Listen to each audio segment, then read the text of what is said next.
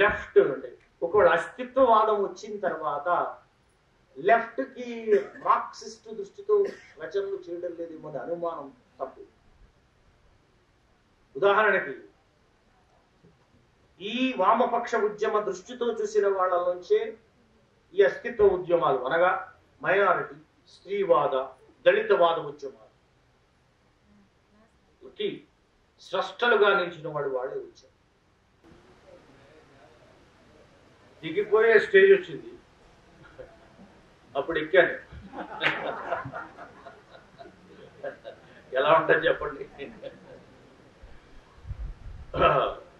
ఇంతకుముందు మాట్లాడిన వక్త భార్గవ్ గారు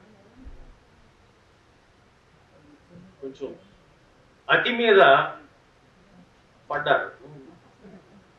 నేను అంత అతిగా మాట్లాడు, అలాని మితంగా కూడా మాట్లాడు, కొంచెం అమితంగా మాట్లాడు.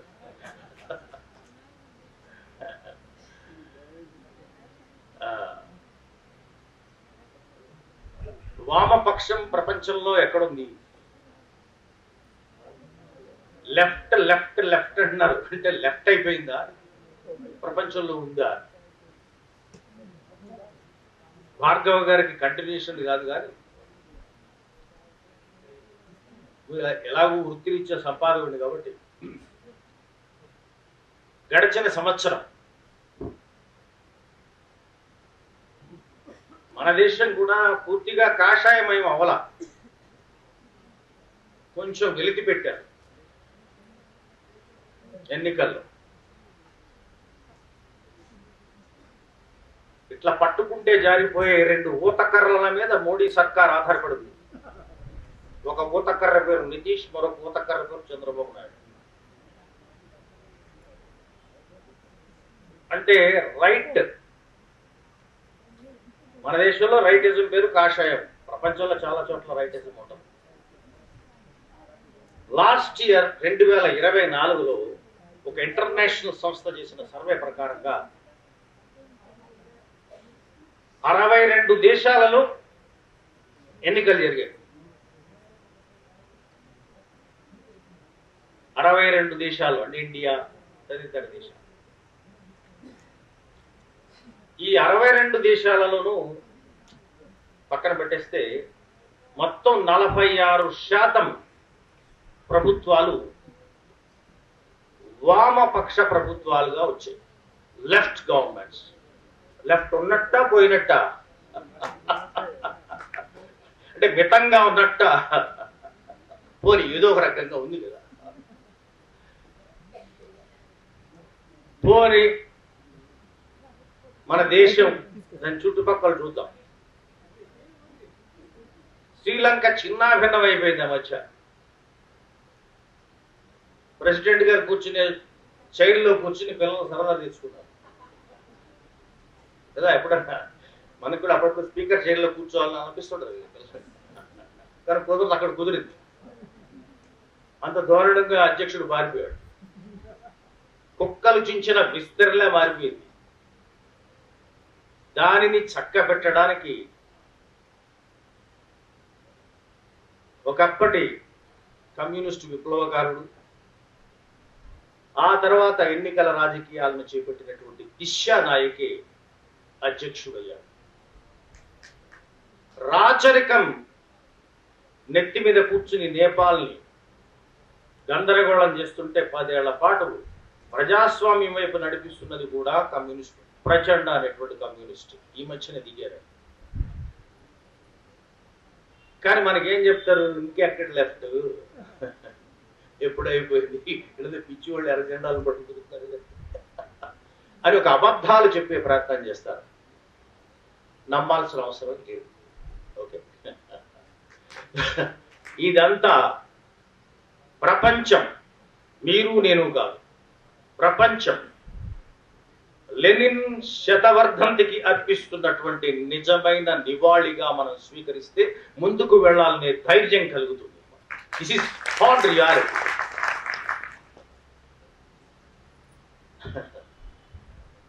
లెనిన్ అనగానే అప్పట్లో కవులకు ఒళ్ళు తెలిచేది కాదు. కౌలికండి పాత్రికేయులకి మాకు అందరికీ కూడా. 80ల్లో నేను పత్రికా రంగంలోకి వచ్చా. 85లో ఉదయం అనే దినపత్రిక ఉండేది. అట్లా బెజవాడలో సబ్ ఎడిటర్గా పనిచేస్తున్నా. ఇవన్నీ మొబైల్స్ ఏం లేవు. చివరి క్లాస్ కదా, మరీ ఎక్కువ గంభీరంగా ఉంటే కొంచెం చికాగ్గా ఉంటుందని ఇట్లా వెళ్తున్నా. మీరు ఏమనుకోకండి, వస్తా పాయింట్కి వస్తా. అప్పుడు ఎంత ప్రభావం ఉండేదంటే, జర్నలిస్ట్ అంటే ఖచ్చితంగా అతడు వామపక్షవాది. మీరు లెఫ్టా రైటా అని అడిగేవారు కాదు, మీరు ఏ లెఫ్ట్ అని, అయ్యా ఎమ్మ లేదా బ్రాకెట్స్ లో ఎంఎల్ ఇలా అడిగేవారు. మీ గోత్రం ఏంటని అడిగేవారు. అందరిది లెఫ్టే. రోజుల్లో పేర్లు కూడా అట్లా ఉండేవి. ఫోన్ చేసి వార్తలు చెప్పేవారు. ఫోన్ అంటే మొబైల్ లేవు కదా, ట్రంకాలు చేయాలి. పడిపోతూ ఉండదు రిపోర్టర్కి. వార్త చెప్పే కొద్దీ 2 minutes ఓవర్ అంటే వాడికి 40 రూపాయలు అయిపోయినట్టు లెక్క. సో ఆ ఫోన్ చెప్తుంటాడు, సార్ ఇక్కడ ఏదో యాక్సిడెంట్ జరిగింది, ఇద్దరు చనిపోయారు. సబ్ ఎడిటర్ చెప్పండి అంటే ఎవరు బాబు మాట్లాడుతున్నది అన్నాడు సబ్ ఎడిటర్కి. అక్కడ రిపోర్టర్ ఖమ్మం నుంచి మాట్లాడుతున్నాడు. సో నేను స్టాలిన్ అండి, ఎటకారం జాలేవయ్యా, స్టాలిన్ అండి అన్నాడు. అని మీరెవరు సార్ మాట్లాడేది అక్కడ ఆఫీస్లో? నా పేరు క్రిస్టవ్ లేదు సార్. మరి ఎటకారం కాదు సార్, ఇప్పటికే నాకు 40 రూపాయలు అయిపోయి. లేదురా బాబు, నా పేరు నిజంగానే క్రిస్టవ్ రా.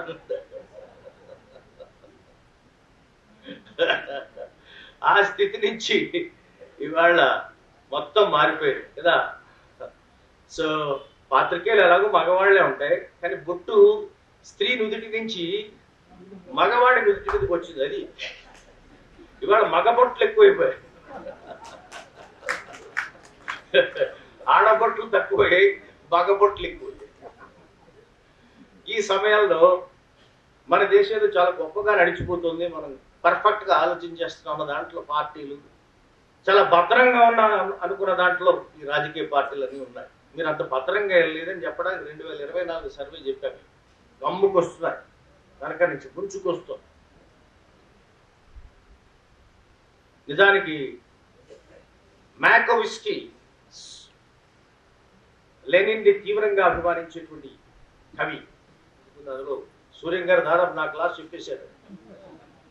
చెప్పేసి మీరు ఓట్ ఆఫ్ థ్యాంక్స్ చెప్పొచ్చని నిలిచాడు. అయినా మాట్లాడు.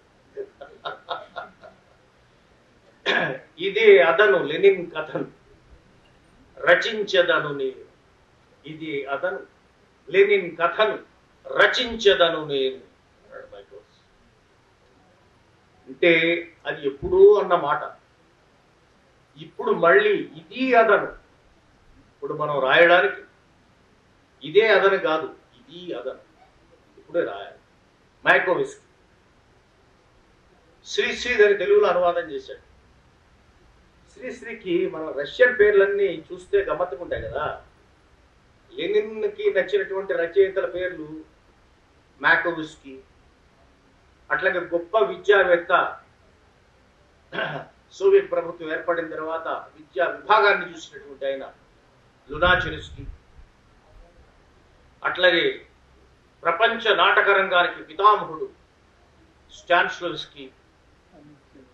శ్రీశ్రీ అన్ని చదువుతుంటే చివర స్కీ స్కీ స్కీ అనిపిస్తుంది.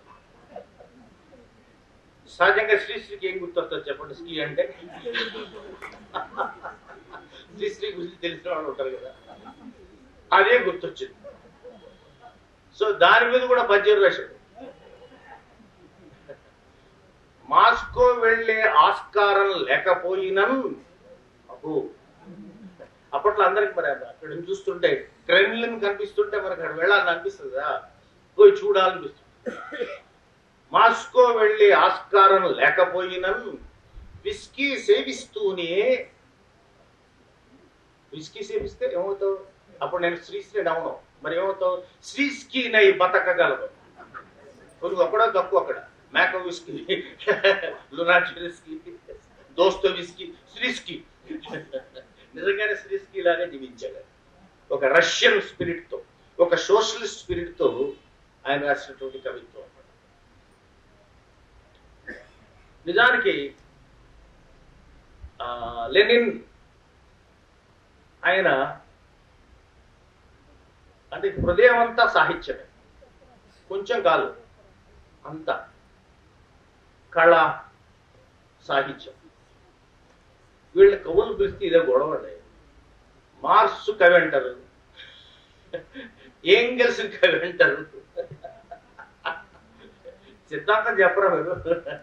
మార్క్సిజం చదువుకోరు. నిజమే, ఎందుకు రాల్సి వస్తుంది? మార్క్స్ కవే కదా, కాదా ఏమన్నాడరా? బ్రహ్మాండంగా రాశాడు ఆయన. ఒక వయలన్ మీద కవిత్వం రాస్తాడు. ఇట్లా లాగి వదులుతుంటే ఒక విల్లంబు తీసి ఎక్కువ పెట్టినట్టుంది. ఇట్లా మోదుస్తుంటే నా హృదయ తంత్రులను రంపంతో కోసినట్టుంది అంటాడు మార్క్స్. ఏంగెల్స్ రాసిన ప్రేమ కవితలు ఎవరు రాసి ఉండరు, ఇన్ని రాసి ఉంటారు. హృదయం, ప్రేమ, ఎమోషన్.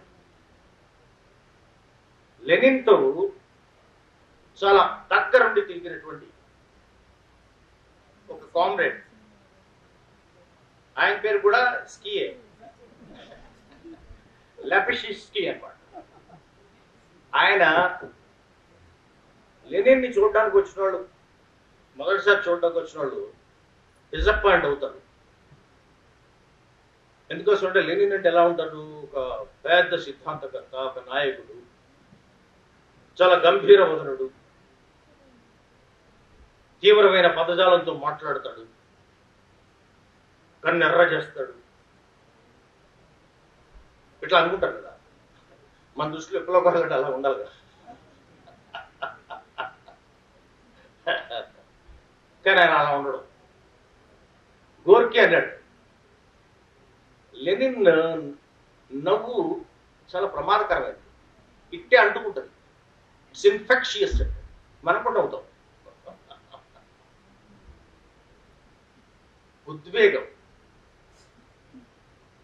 ఉద్వేగం లేకుంటే ఈ పని చేయలేం. కళ్ళు చెమర్చనివాడు కథనంలోకి దూకగలడా కదా, ఆవేశం లేనివాడు ఆయుధం పట్టగలడా? ఎవరు చేస్తారు అసలైన పోరాటం? ఎవరు చేస్తారు? అమ్మ చేస్తుంది. పోరాటం అంటే అమ్మే కదా, కమిట్మెంట్ అంటే అమ్మదే కదా. బిడ్డ మీద ఎంత బలవంతులు వచ్చి మీద పడ్డా తన శక్తిని అంతా కూడా తీసుకుని యుద్ధం చేస్తుంది. మ్యాకోవిస్కీ అంటే లెనిన్ అంటే విద్యుత్తు, లెనిన్ అంటే E=mc², లెనిన్ అంటే ప్రేమ.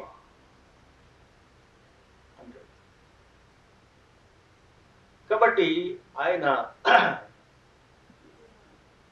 నేను దాదాపుగా లెనిన్ కలెక్టెడ్ వర్క్స్ అన్ని చదివానని చెప్పను, కానీ వీలైనంత వరకు చూస్తుంటా. ఇవాళ అన్ని మొత్తం ఆయన సంకలిత రచనలన్నీ లభ్యమై ఉంటాయి. ఆయన లేఖలు, వీటన్నిటిలో ఒక ఆయన పరిశోధన చేశాడు. లెనిన్ మొత్తం రచనల్లో, లెనిన్ సాహిత్యం అంతా, లెనిన్ రాసిందంతా చేస్తే 400 రచయితలని, ఆయన చదివిన 400 సాహిత్యకారులని ఆయన రచనల నిండా ఉటంకించాడు అని. అంటే ఎంతగా అర్థం చేసుకోకపోతే రైటర్స్ చేస్తుంటారు. కాబట్టి ఉద్వేగం ని బతికించాలి, కంటి చెమ్మని కాపాడాలి. ఆ కాపాడేవాడు కళాకారుడు. లెనిన్ ని కవి అని చెప్పను కానీ మార్క్స్, ఎంగెల్స్ లాగా లెనిన్ కి గొప్ప కళా దృష్టి ఉండేది.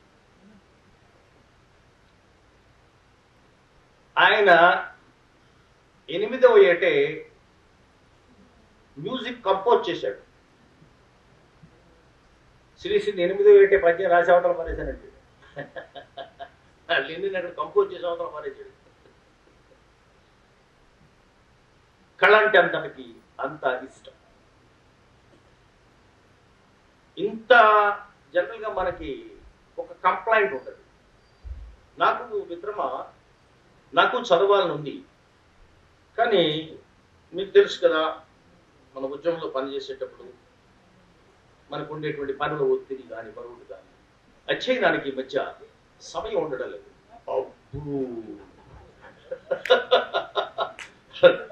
భోజనం చేయడానికి ఉంటుంది సమయం, అప్పుడప్పుడు నిద్రపోవడానికి ఉంటుంది సమయం, కానీ చదవాలని ఉంటుంది.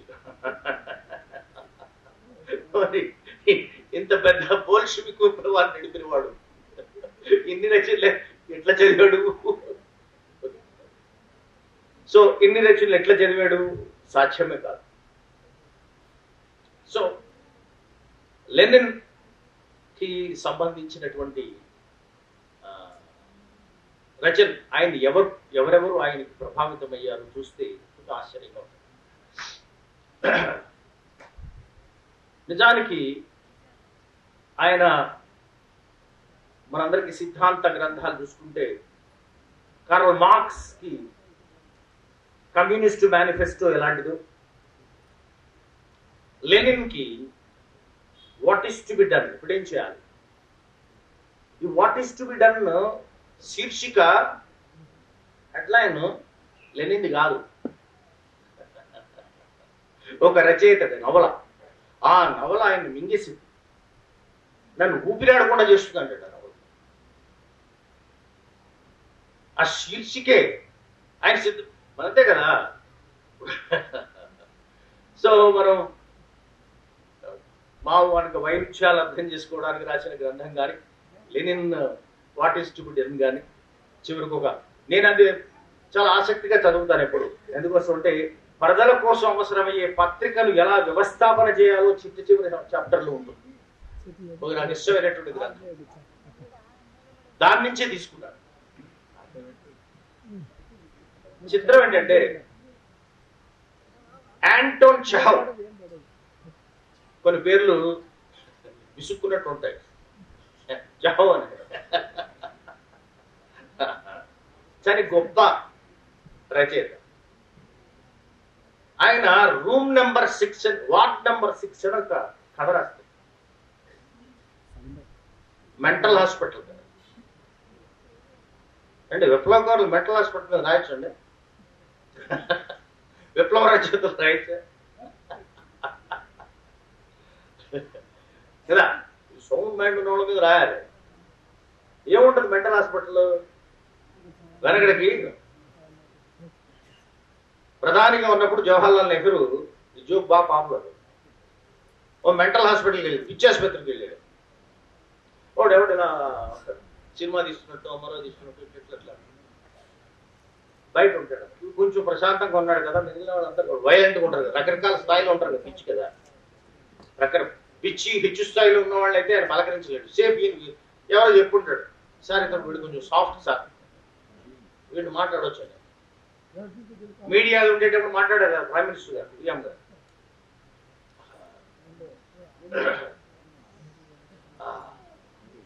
బాబు నీ పేరేం పేరు అన్నాడు.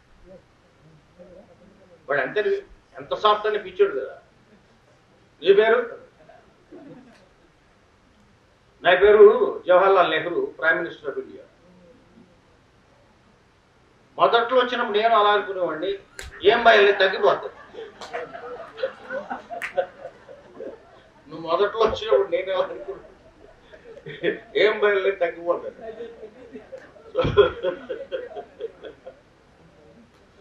కానీ అలాంటి పిచ్చోడు కాకుండా చిత్రం ఏంటంటే లెనిన్ ప్రారంభ దశ నుంచి సాహిత్యం చదువుతున్నప్పుడు ప్రారంభ దశ నుంచి విప్లవం విజయవంతం అయిపోయిన తర్వాత అప్పటి వరకు కూడా కథ ఆయన్ని వెంటాడుతూనే ఉంది.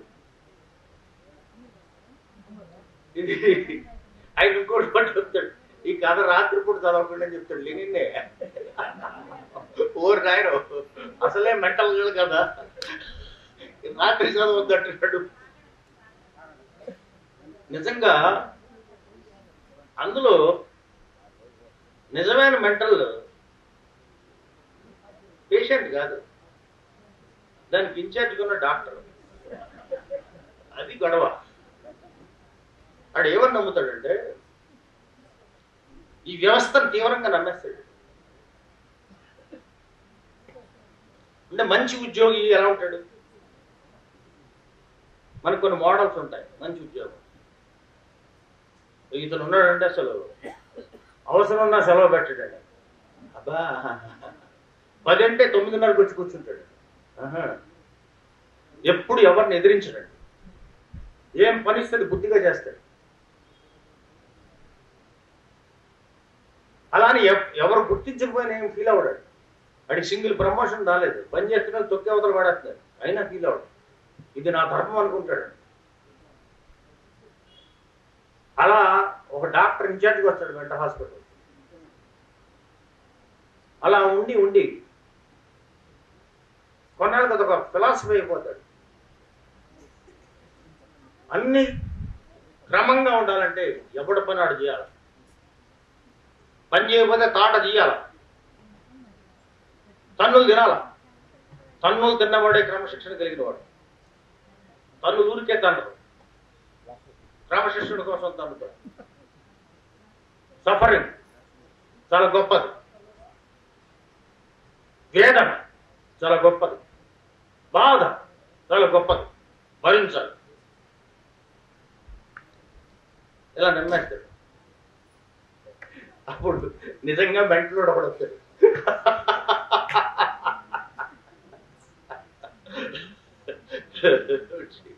వీడి పూర్తి విరుద్ధం. నువ్వు అక్కడ కూర్చోవాలని అనుకో, ఇక్కడ కూర్చుంటానండి. నువ్వు ఆ పని చేయాలనుకో, చెయ్యి, వేరే పని చేస్తావు. ఇది ఏంట్రా, నువ్వు తన్నించుకోవాలండి, తన్నుతా. వాడు డాక్టర్లో మార్పు తెచ్చేస్తాడు. అప్పుడు డాక్టర్ వ్యవస్థకు నచ్చదు, అని సస్పెండ్ చేస్తారు. అప్పుడు మెంటల్ గాడే కరెక్ట్ డాక్టర్ అనుకుంటాడు.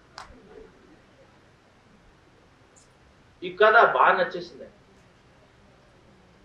ఎందుకోసం అంటే వ్యవస్థకు సహకరిస్తూ చాలా ఈయన ఆనెస్ట్ ఆఫీసర్ అండి, రూపాయి ముట్టుకోడు. ఏం చేస్తాడు మరి? ముట్టుకోడు అంతేనండి. అది ఏం చేస్తాడు? ఏం చేయడండి, చూస్తుంటాడు. జనం చచ్చిపోయినా చూస్తుంటాడు. ప్రభుత్వం వారి ఆదేశాలని అమలు జరుపుతుంటాడు. ఆనెస్ట్ సిన్సియర్ ఆఫీసర్ కదా. అంటే చిన్న మార్పు కూడా వ్యక్తి పరిస్థితులు సహకరించదు. అసలు మార్పు జరగకుండా ఉండడానికి వాడే అడ్డుగా నిలుస్తాడు.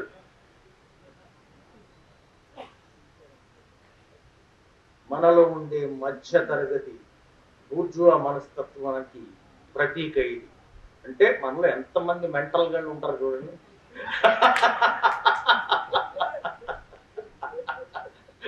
ఇంతమంది మెంటల్ గా ఉండే వ్యవస్థలో మనం బతికేస్తున్నాం.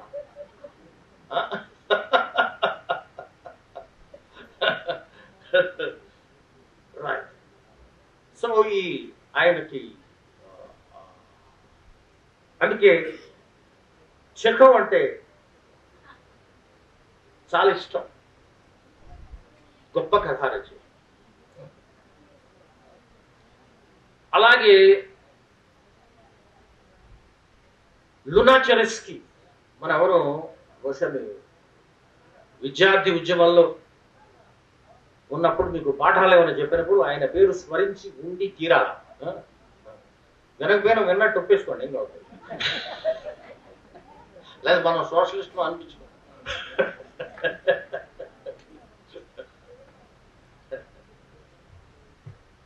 సో ఆయన లెనిన్ మీద చాలా ప్రభావం చూపిస్తారు. ఒక చదువు ఏం చదవాలి కదా. ఇప్పుడు మన వాళ్ళు చదివేశాడు, ఎవడో చదవబడతాడు అంతే. ఎవడన్నా చదువుకుంటాడా కదా. చైనాలో వేస్తే ఎవడన్నా చదువుకుంటాడా?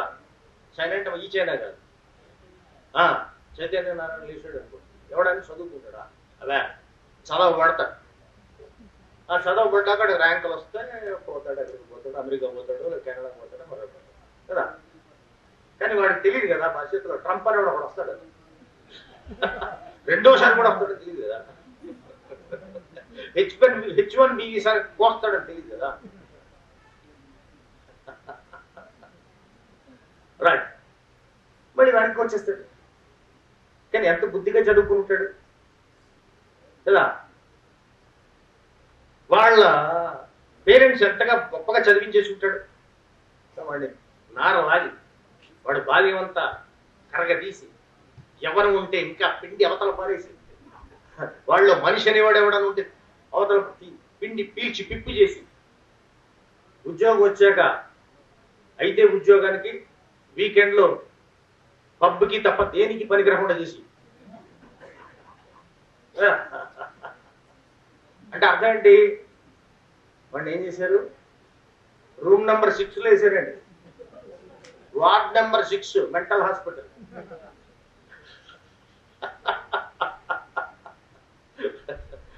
ఇందుకు తద్విరుద్ధంగా ఏ చదువు చదవాలి? ఆర్థిక వ్యవస్థ ఏది ఉంటే దానికి అనువైన చదువు చదవాలి. ఆర్థిక వ్యవస్థ బాగుండకపోతే మార్చుకుని చదవాలి. సో అసలు మనం లెనిన్ లేకుండా నేర్చుకున్నది ఏముంది? ఏముండదు.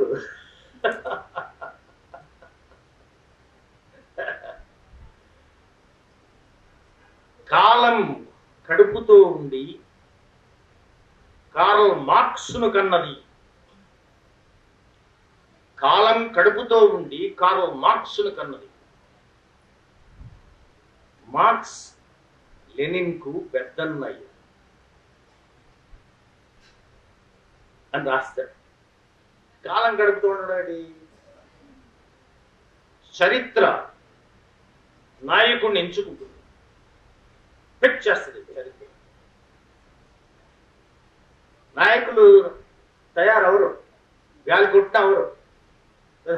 ఇప్పుడు ఎంతమంది కొడతారు? నేను ఉంటారు పప్పులు పప్పులు పప్పులు అన్నారు. పప్పు బలి కాక పప్పు కాదు, తప్పు అయిపోయింది, వాళ్ళు లీడర్ అంటారు. ఎంత కష్టపడతారు ఒక పప్పుని లీడర్ చేయడానికి? అవుతారా? History chooses. చరిత్ర కంటి చెమ్మని చూడగలగాలి. చరిత్ర చెక్కిలి మీద చెయ్యి పెట్టగలగాలి. ఎవడైతే చరిత్ర చెక్కిలి మీద చెయ్యి పెట్టి ఆ కన్నీటి తడిని వేడిని స్పృశించగలుగుతాడో వాడే ఒక యుగాన్ని నిర్మిస్తాడు. మనిషి చనిపోయినప్పుడు ఒక టోమ్ స్టోన్ మీద, సమాధి ఫలకం మీద 2 తేదీలు రాస్తారు. జననం ఒకటి, మరణం ఒకటి. లెనిన్ శిలాఫలకం మీద మరణమని రాయబోతుంటే మరణానికి ముచ్చమట్లు పోస్తున్నాయి. మరణం రావడం లేదు.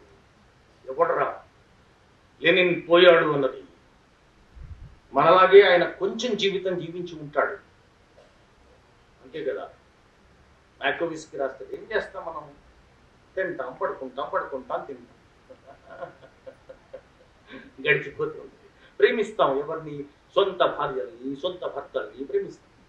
ఇంకా వీరుంటే సొంత పిల్లల్ని ప్రేమిస్తాం. విలుపుగా అయిపోతుంది, దుకాణం సర్దేస్తాం, పోవాలి.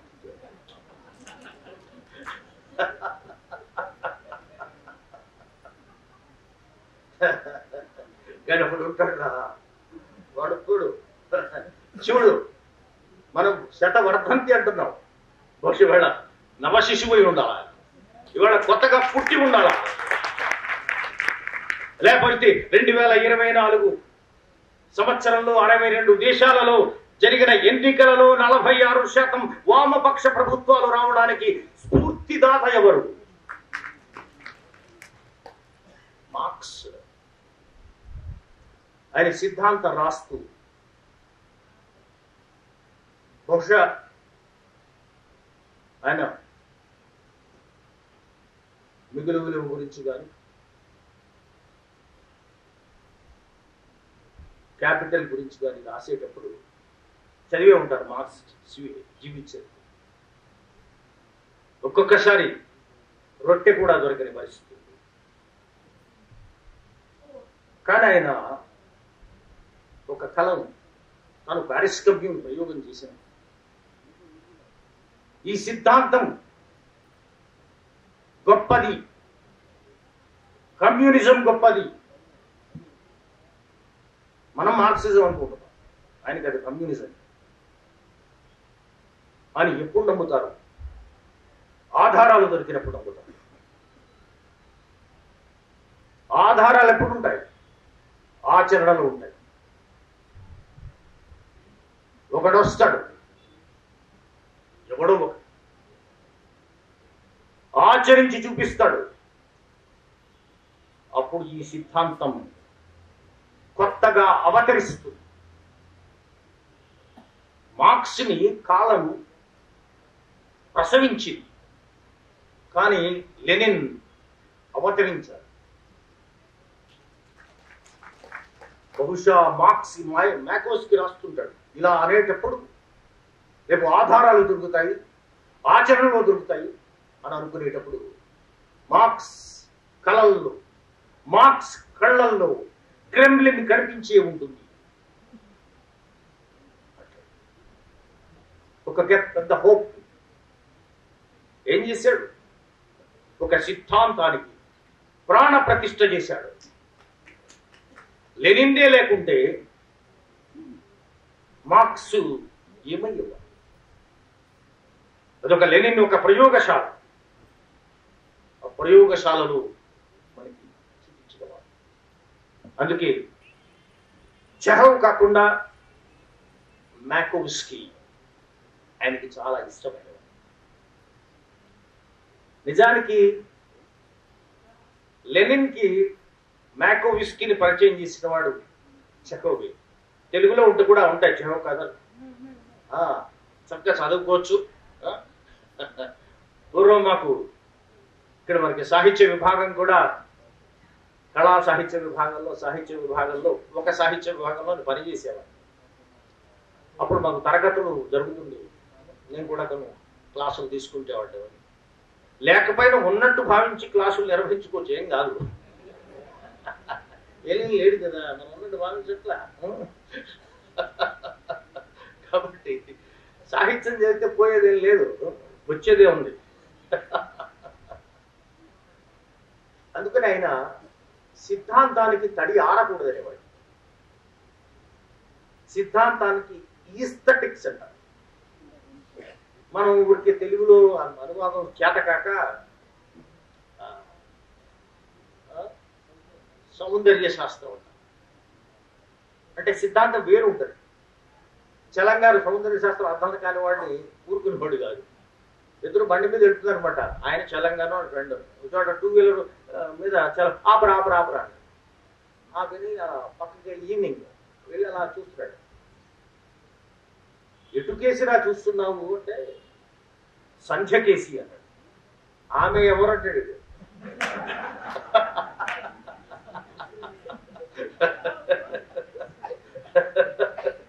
మరి ఆమె ఎవరన్నా వాడికి ఏమర్థం అవుతుంది?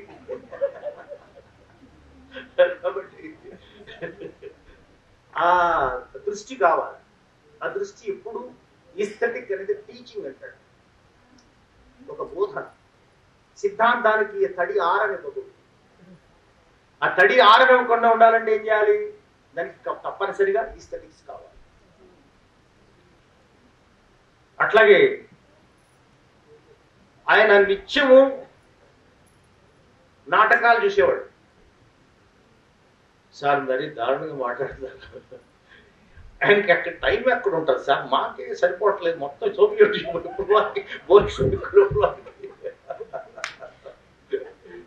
భయపరిచి ఇద్దరు కూడి ఏడుపులో ఒక స్టాలిన్ ఉంటాడు, పక్కనేమో ట్రాట్స్కీ ఉంటాడు. సో మధ్య మధ్యలో ట్రాట్స్కీ కొత్త సమస్యలు తెస్తుంటాడు. ఇవన్నీ ఇవన్నీ ఎవరిని ఇచ్చికి కాల్ చెప్పి చెప్తాడు, ఇవన్నీ ఎట్లాగా కదా అని. టైం ఎక్కడ ఉంటుంది? ఉండాలి. నాటకాన్ని నాకు రంగస్థలానికి వెళ్ళి చూసించింది. అక్కడ స్టాన్స్లవిస్కీ అనే ఒక ఆయన ఉండేవాడు. పేరు ఉన్నారు కదా, ఇంకొక విస్కీ.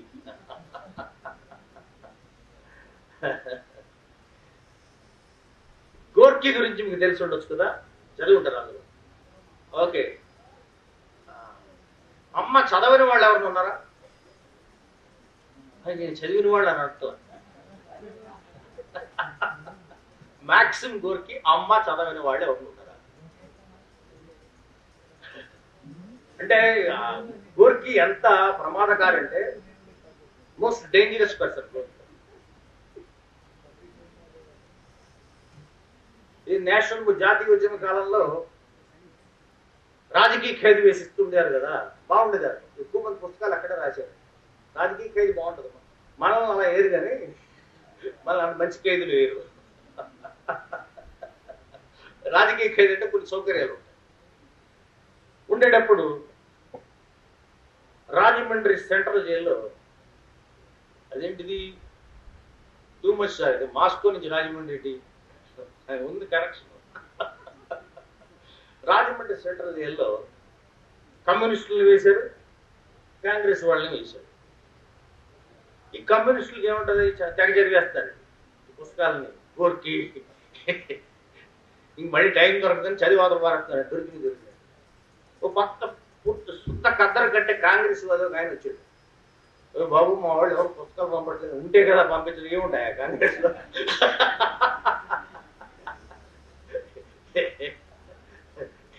గాంధీ గారి మేకపోలు ఎరుశనక్కాయలు తప్ప పల్లీలు తప్ప ఏముంటాయా పుస్తకాలు? పక్కన లెఫ్ట్ లిటరేచర్ బోర్డు అంత వస్తుంది, తెప్పించండి ఇంగ్లీష్ లో. వస్తే ఆయన కాంగ్రెస్ ఆయన గోర్కీ నవల మదర్ ఇంగ్లీష్ లో తీసుకెళ్ళి ఇచ్చాడు. అని కాంగ్రెస్ వాడు విపరీతంగా చదివి ఇన్స్పైర్ అయిపోయి దాన్ని తెలుగు అనువాదం చేశాడు. అదే మనం అందరం చదువుకునేది, బ్రొబ్బిడి లింగరాజు అని. ప్రమాదకారంగా మనం రాస్తే అట్లా ఉండాలా. శత్రువు తాకాలి కదా, వెళ్ళాలి కదా, శత్రు భావజాలం ఉన్నవాడికి వెళ్ళాలి, ప్రభావితం కావాలి, లేక ఎందుకు కదా. సో కాబట్టి అలాంటి గోర్కీ వేసిన నాటకాన్ని అమ్మని నాటకంగా మలిచాడు.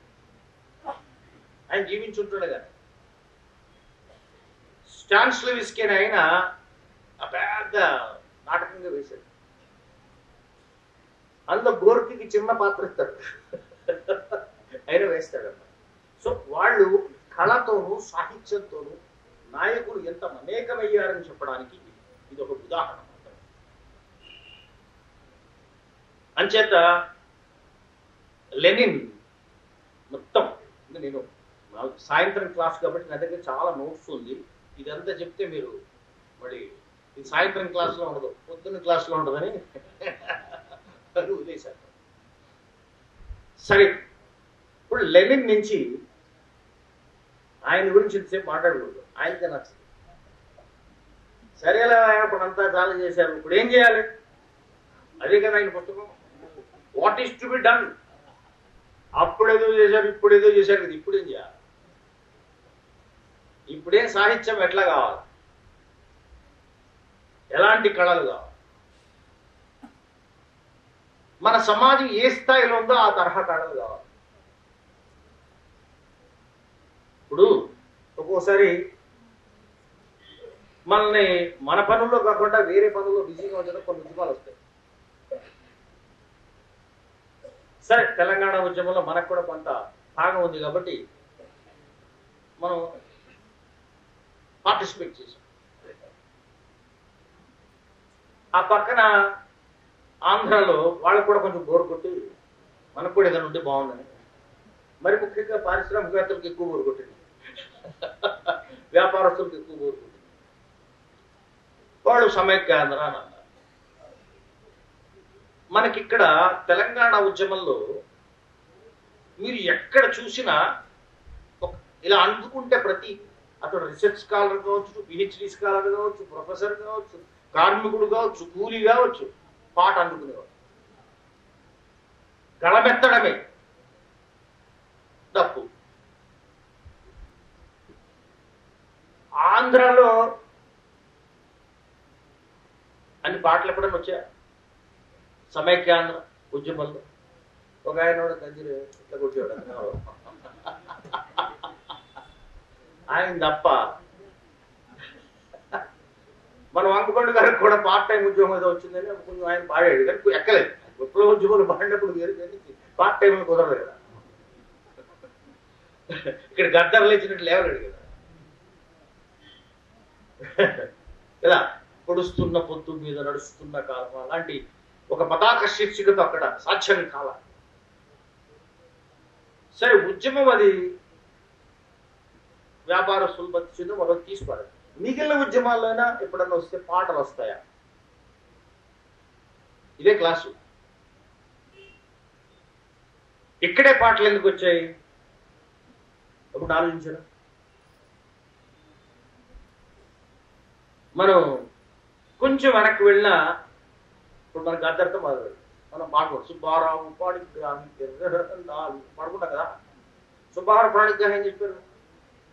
జముకుల కథ చెప్పారు.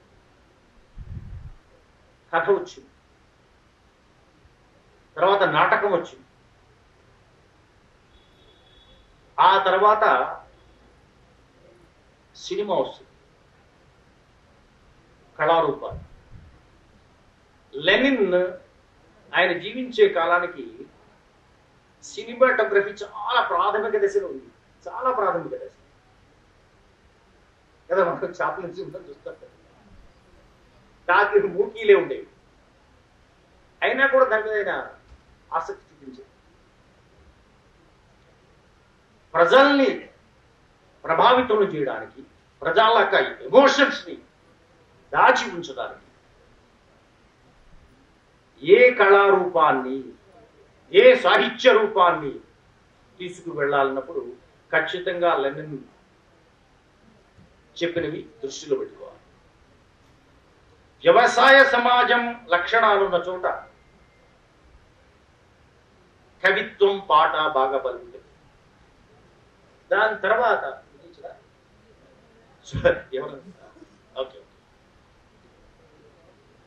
చివరి స్టేజ్ కదా, లాస్ట్ మన స్టేజ్ దిగే కూడా ఎక్కాను నేను. దీనికి కూడా టైం ఉంటుంది కాబట్టి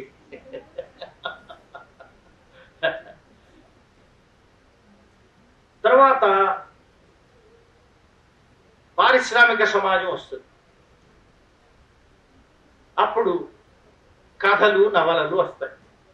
మీరందరూ చదువుకుంటున్నారు కదా బాగా. చైనా సాహిత్యాన్ని కూడా మనం చదివాం, చదువుతారు కదా. సో ఈయన లెనిన్ చెప్పినప్పుడల్లా నేను నవల రచయితల పేరు చెప్తున్నా, దోస్తోయెవ్స్కీ ఇంకా చెప్పలేదు. కానీ మావో సెతుంగ్కి ఆయన సహజంగా ఆయనే కవి. చైనా విప్లవంలో, వ్యవసాయ విప్లవంలో నవలా రచయితల పేర్లు చెప్పమంటే చెప్పలేదు.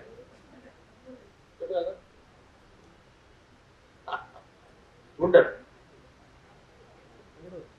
అంటే అప్పటి సాహిత్య రూపం అది.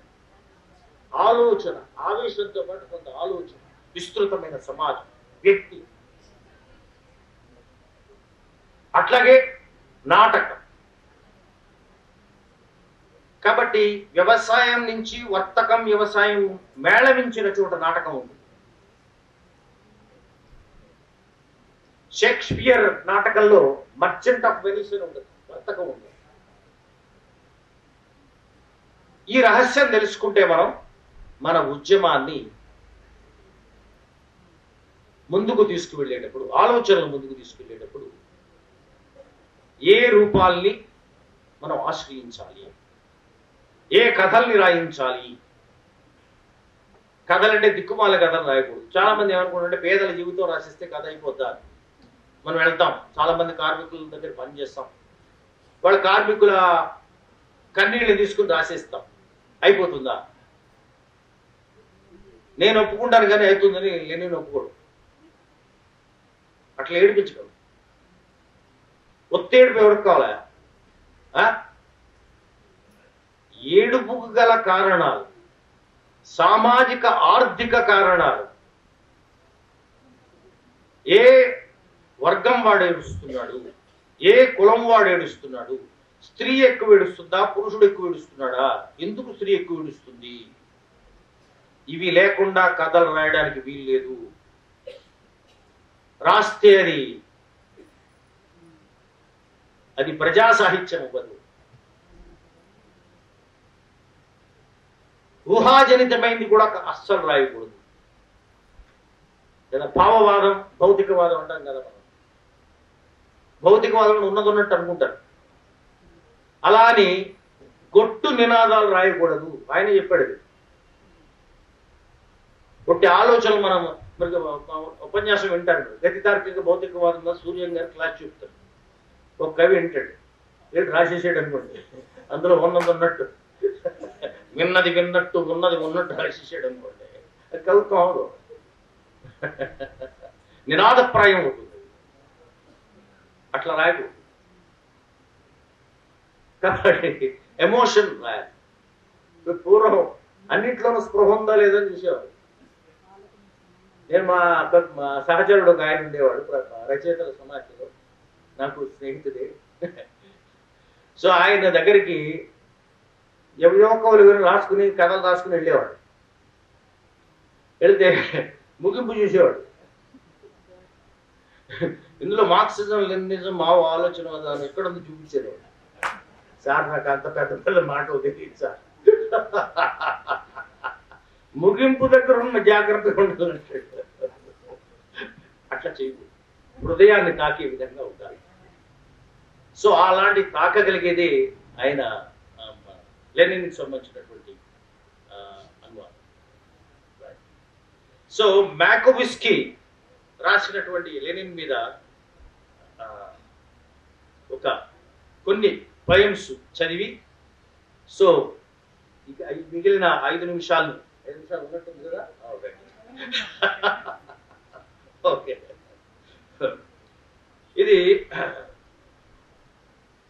ఇదే అదను లెనిన్ కథను రచించదను నేను. లెనిన్ మనం, మనం లెనిన్, లెనిన్ మన ప్రయాణం, లెనిన్ లో స్నానం చేసి పునీతం నవ్వుతున్నాం. లెనిన్ మనం, మనం లెనిన్ అంటే ఏముంది ఇందులో పెద్ద గొప్పగా? ఎవడైనా అనొచ్చు కదా. అంతే ఇక చిన్నప్పుడు అనిపించేదాడు, దేశం అంటే మట్టి కాదు, దేశం అంటే మనుషులు అంటే ఏంటిది, మట్టి మశానం కాదు మా తెలియదు అబ్బా. అలా కాదురా, సరిహద్దు కాదు. ఇప్పటికీ అర్థం కావడంలా. దేశం అంటే కార్గిల్ అనుకుంటున్నాడు, దేశం అంటే ఎల్ఓసి అనుకుంటున్నాడు, దేశం అంటే పాక్ ఆక్యుపైడ్ కాశ్మీర్ అనుకుంటున్నాడు,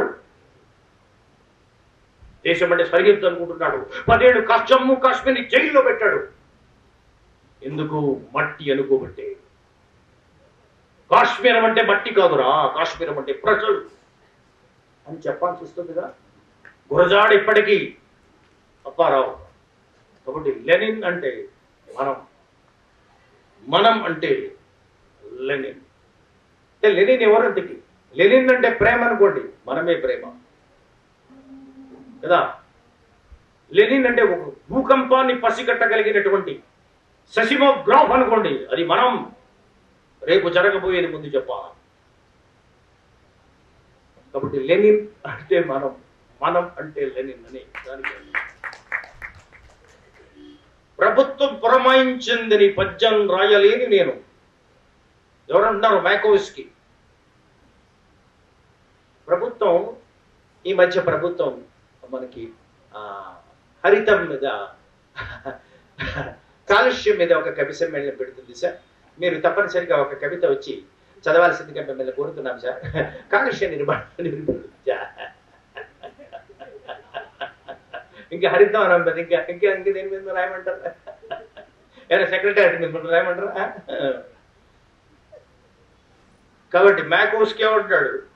ప్రభుత్వం పురమాయించిందని పద్యం రాయలేదు. కాళోజీ అదే అన్నాడు కదా, నిషేధానికి అర్హం కాని కవిత్వం ఎందుకర్రా రాస్తారు అని. అది దాని నిషేధం అయిందంటే కవిత్వం ఒప్పుకుంటారు రా, పురస్కారం ఇచ్చారు, అవార్డు ఇచ్చారంటే అది కవిత్వం ఎట్లా వదిలిపించారు అని. వారానికి 7 రోజులు మనకి, రోజుకి 24 గంటలు వాడుకో మానుకో, అంతే అంతే జీవితం.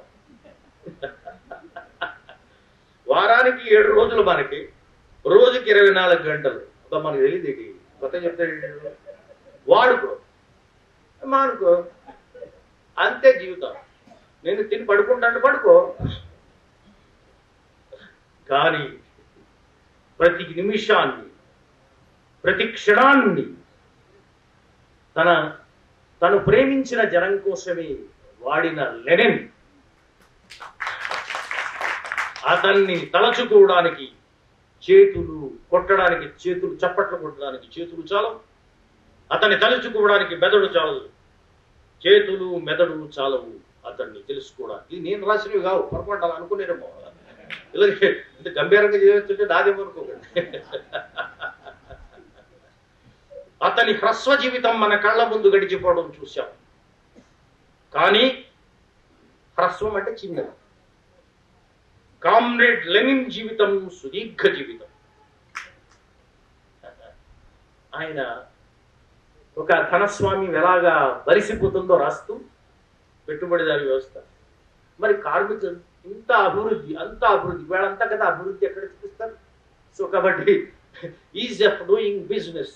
సో హైదరాబాద్ లో పెట్టుబడులు పెట్టడానికి ఎన్ని కంపెనీలు వస్తున్నాయి, లేకపోతే అమరావతిలో రాబోతున్నాయి, విశాఖపట్నంలో రాకపోతున్నాయి, అన్ని పరిశ్రమలే కదా. పచ్చ కనిపిస్తుంది చూడండి. హైదరాబాద్ లో ఉందా, న్యూయార్క్ సిటీలో లేదు, అభివృద్ధి కాదు. అప్పుడు అంతకుమించి అభివృద్ధి ఉంది. కానీ పని బల్లల మీద కార్మికులు, పక్క చిక్కిన వాళ్ళు, గూని వీపుల వాళ్ళు, మోసి మోసి బరువులు, వీపు వాడికి సాపుగా ఉంటుందనేది మర్చిపోయాడు. మోతకూలి తన వీపు కూడా సాపుగా ఉంటుందనే విషయం మర్చిపోయాడు. సో ఇది లెనిన్ మరణం. 2 మాటలు చెప్తున్నా, ఒకటి లెనిన్, 2 మరణం. ఇవి విరుద్ధ పదాలు, పరస్పర వ్యతిరేక పదాలు అంటారు కదా. చిన్నప్పుడు వ్యతిరేక పదాలు రాయండి, యుద్ధము, శాంతి అట్లా 2 లెనిన్, వ్యతిరేక పదాలు అంటే మరణం. కానీ పర్యాయ పదాలు ఏంటి? లెనిన్ జీవితం. ఇవి పర్యాయం, ఇవి కవల పిల్లలు. నువ్వు లైఫ్ను కోరుకుంటా ఉంటే లెనిన్ కోరుకుంటాడు లెక్క. సో లెనిన్ ఎప్పుడు వెనకబడడు. చనిపోయాడు అనుకుంటున్నారా? వెనకబడ్డాడు. పునః ప్రవేశిస్తాడు, మళ్ళీ వస్తుంటాడు. Because it is science. Lenin is science. Science ఎక్కడ పోతురా పిచ్చాడా? పుట్టిన ప్రతి శిశువులోను ఎలా వస్తాడు లెనిన్? పుట్టిన ప్రతి శిశువులోను జ్ఞానంలాగా, యాజ్ నాలెడ్జ్, బలంలాగా, పతాకంలాగా ఎగరేసిన ఎర్రని జెండా, కలకత్తా కాళిక నాలుక, కావాలోయి నవకవనానికి అని శ్రీశ్రీ అనడానికి మూలం ఇదే. జ్ఞానంలాగా, బలంలాగా, పతాకంలాగా వస్తాడు. మార్క్స్ని గుర్తు చేస్తూ శ్రీశ్రీ బాగా అనువాదం చేస్తాడు. అదనపు విలువల, తెలుసు అదనపు విలువ, సర్ప్లస్ వాల్యూ. అదనపు విలువల కన్నపు దొంగల్ని కన్నంలోనే పట్టుకున్నవాడు మార్క్స్. అదనపు విలువల కన్నం, మన శ్రమ దోపిడిని ఎక్కడ పట్టుకున్నాడు? కన్నపు దొంగల్ని కన్నం దగ్గరే పట్టుకున్నాడు. ఎప్పుడన్నా చేశాడు? It's not possible. No economist has ever dared to touch it. So అమరుడు లెనిన్. అప్పుడు కాలం కడుపుతో ఉండి మార్క్స్ను ప్రశ్నించింది. మార్క్స్ లెనిన్ పద్దన్నయ్య, మార్క్స్ రూపం ప్రకటించింది. రైట్. సో లెనిన్ గురించి నాకు మామూలు వాడు కాదు. భూకంపాల కేంద్రాలను కరెక్ట్ గా రికార్డు చేసే సిస్మోగ్రాఫ్, ఎక్కడ భూమి కంపిస్తుందో ముందుగా చెప్పగలిగినటువంటి ఒక సిస్మోగ్రాఫ్ ఉంటుంది కదా, ఇక్కడ ఎర్త్ విల్ క్రాక్ హియర్, భూమి ఇక్కడ కంపించబోతుందని చెప్పగలిగేవాడు. సీలు వేసిన రైలు పెట్టెలో డైనమైట్, సీలు వేసిన రైలు పెట్టెలో డైనమైట్ ఎప్పుడు పేలుతుందో తెలియదు. విప్లవానికి మంత్రసాని, రివైవ్ టు రెవల్యూషన్. లెనిన్ విద్యుత్ శక్తి, Lenin is equal to MC². ప్రపంచం అనే పద్మంలో పరిమళం లెనిన్, ప్రపంచం అనే పువ్వుకి పరిమళం లేదు. ప్రపంచం అనే కావ్యానికి, ఈ ప్రపంచమే పెద్ద కావ్యం కవిత్వం అయితే దాని ప్రతి పదార్థం లెనిన్. చిన్న ప్రతి పదార్థం ఏమంటారు కదా. సో దిస్ ఇస్ అంటే లెనిన్ గురించి వాళ్ళు అనేక విషయాలు మనం మాట్లాడుకున్నారు. అంటే కార్మికుడిని ఒక ఫోర్ ఫ్రంట్ లో ఉద్యమ చోదకుడుగా కార్మికుడిని చూపించడం అనేది ఒక కొత్త దృష్టి కదా ప్రపంచం. అంతవరకు ఎవరు అనుకుంటున్నారు? ఒక క్యాపిటలిస్ట్ అనుకుంటారు, ఒక జమీందారు అనుకుంటారు. కానీ శ్రమ చేసేవాడు దార్శనికుడు అవుతాడు. కాబట్టి శ్రమే తత్వం, శ్రమే ఫిలాసఫీ, శ్రమేక జీవన సౌందర్యానికి సమానమైనది లేదే. కాబట్టి సోమరి కళ నాకు అర్థం కాదు. సోమరి కవిత్వం చెప్పడం ఏంటి? ఎవడో సోమరు రాసిన వేదం సాహిత్యం అప్పుడు ఏంటి? సోమరులు తిండి గింజనే పండించలేని సోమరి కవిత్వాన్ని ఎట్లా పండిస్తాడు కదా. శ్రమ నుంచి ఉద్భవించాలి కదా. ఇవాళ మీకు అనేకమైన ఇది నేను రాజకీయానికి దూరంగా మాట్లాడే ప్రయత్నం కేవలం సాహిత్యానికి పరిమితమయ్యే ఇచ్చారు కాబట్టి ఆ క్లాస్ని మనం చేసాం. ఈవేళ మనం నిజానికి ఇది ప్రపంచంలోనూ తెలుగులోను భారత భాషల్లో కూడా సాహిత్యం వస్తుంది. ముందు వారు చెప్పారు లెఫ్ట్ అంటే ఒకవేళ అస్తిత్వవాదం వచ్చిన తర్వాత లెఫ్ట్ కి మార్క్సిస్ట్ దృష్టితో రచనలు చేయడం లేదేమో అనే అనుమానం తప్పు. ఉదాహరణకి ఈ వామపక్ష ఉద్యమ దృష్టితో చూసిన వాళ్ళ నుంచే ఈ అస్తిత్వ ఉద్యమాలు అనగా మైనారిటీ, స్త్రీవాద, దళితవాద ఉద్యమాలు స్రష్టలుగా నిలిచిన వాళ్ళే వచ్చారు.